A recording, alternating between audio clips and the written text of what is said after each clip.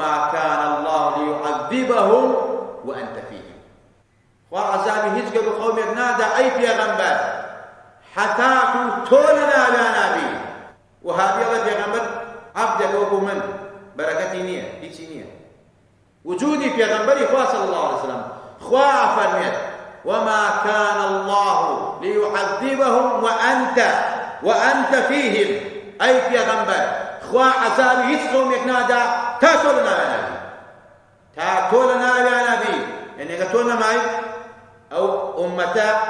فياخيب لا يندى خواهي تبارك وتعالى سزانا دا خوالنا يا نبا خواب هلاك يا نبا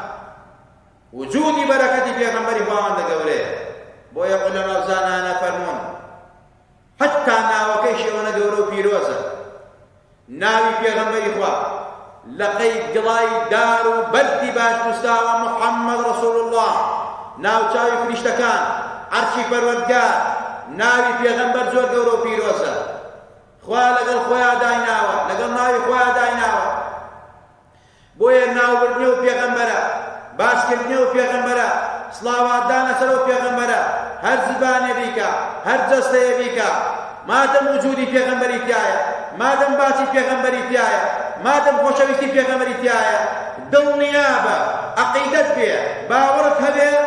خوای تبارك وتعالى عزاو سزابت نادا نخوشي وناخوشي لسر هلقريت وما كان الله ليعذبهم وأنت فيهم وعدي خواي راسه خوا عذابي جستي نادا عذابي قليك قولاني قرتك شاري نادا كباسو شعار سروتيان صلوات درست في غنبري صلى الله عليه وسلم كبانقو صلايان صلوات درست في غنبري خوشويستي في غنبري شعار سروتيان بويا هميشه دم التربية